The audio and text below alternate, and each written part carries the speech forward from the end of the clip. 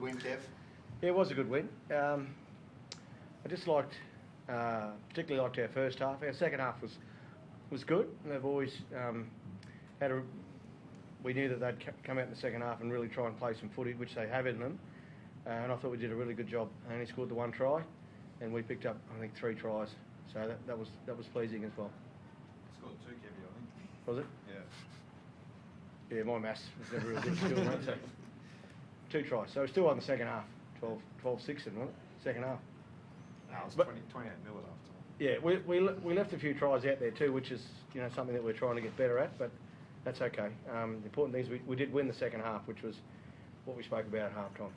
It's your best start to a season since 1998, Kevin. That was a good year, but that's some feat for this team. Well, it is, and I'm really pleased for everyone involved in the club, particularly the players, because they're the ones working the hardest physically, mentally. So that's good news. But they're just stats. We need to keep going, and the boys need to. I can feel it amongst them all. They're a really good group of fellas, and they just want to, just keep going, keep getting better. Did you feel as though you actually wanted to be ruthless in that second half, like some of the great Broncos teams? Sometimes it comes off, and you probably left a few tries out there, but there was that determination to put them away. Is that how it felt for you? It certainly was. Yeah, I felt that, and particularly getting out of defence, they only let in the 1 try, so that was very pleasing. We're a dangerous footy team, well, that these fellas are when they get things right, and it was good at different times in that second half. We looked like we could possibly go on with it, but to the Tigers' credit, they hung in the game and defended really well and kept themselves in there. Kev, Ezra, has he got an injury? No, he's just rolled his ankle a bit. He's fine, yeah. He's going to be right to go. Yeah. And Reece's hamstring, was it more? Oh, it was more cramped than hamstring. So, and we're pretty fortunate here with he could just bounce on the wing and Selwyn bounced back to fullback. So, pretty fortunate there as well.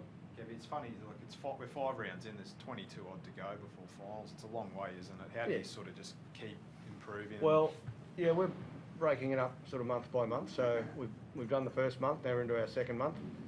4 weeks of footy again. So we're not looking at the bigger picture, the longer picture, just what's in front in the next month really, and then of course focusing that back to what's ahead in the next couple of weeks. Adam, have you played behind better props as a 1-2 punch in the form they're in than Payne Haas and Pat Carrigan? I mean, what's it like playing behind them? It's obviously a privilege to play behind them. They make my job in the spines a lot easier once they carry it and get on the front foot and skittle a few blokes. Gives you plenty of space out there to play some footy, and they're doing a terrific job at it. Kev, you seem to be using Payne a little bit differently, more sort of quality over quantity this year. Yeah, well, we're trying to, and that's not always easy with Payne because he likes to be out there, the whole time. So, but I think all of our forwards have really sort of stood up this year.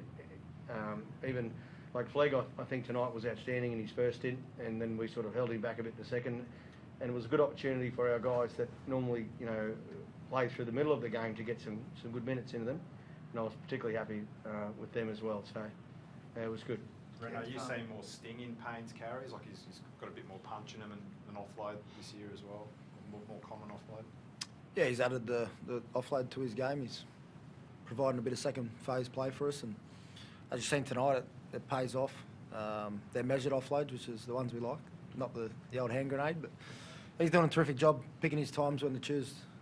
He's not just having carries for the sake of having carries. He's running with a lot of purpose. That last tackle play too, Adam. I don't know if you were calling for it, but he went himself and scored after he just picked it up off the ground with beautiful hands. I mean, that must have blown you away. Yeah, I was spraying him at the time, but any time the big fella picks it up and runs, it's a positive play anyway. So, I wanted the ball there, but he's seen a quicker way to the try line. So, Kev, 50 games for Jordan Ricky tonight, but he also, his improvement's been phenomenal this season. Year on year, you must be terribly happy with how he's progressing. Yeah, certainly.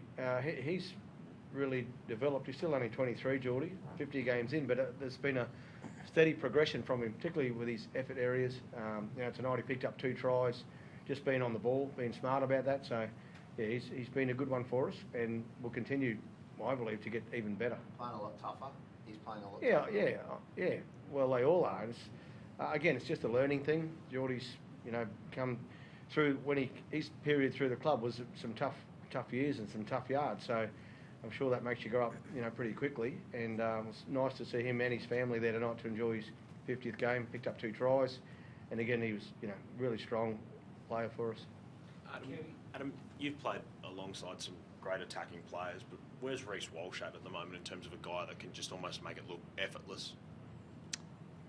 Yeah, he's still learning. It's a scary thing. He's not getting them all 100% right at the moment. Obviously, we want to try and minimise his errors, but anytime he's out the back of shape, he's lightning quick and handy with the skills that he's got. So, he definitely puts defence on alert, and he's only going to get better. Do you want him to play with that freedom though, Adam, too? Tonight was an opportunity for him to show what he can do, and I think he set up 3 tries anyway, but is that what you want? You don't want to put a blanket over him, certainly. Then it's my job out there to pull him in if things are going sideways a bit too much, or trying to overplay his hand at times. But he's a good kid. He listens, he learns. He's always trying to improve on his game. He's always looking at ways where we can develop our combination, and it's a good sign of a young kid. I spoke to your son and your grandson Hugo out in the middle of the field. Actually, it was Good lovely. luck talking to Hugo. Yeah, Hugo, mate, good little kicker too. But mate, you've got this bloke here who's doing everything as he should as a leader and just being brilliant. And obviously, everyone's talking about Mam and obviously Reece, but your son and also Corey Pakes as well. How important have they been for what you're doing? Because that 2-punch from those 2 guys is really getting you guys going so well. Yeah, it is really important, particularly from a defensive point of view. They, in that middle, their targets every week being not as big as some of the other guys in there, but also getting the ball to the right places, to the right people when it needs to get there. I see that as their role. And the third thing, and which we're working hard with them, and Matty Ballon is, it's just their own individual games and becoming a bit of a threat out of dummy half. We've got some terrific decoys around them, with Payne and Paddy and Flegg, and then they've got to go to Reno.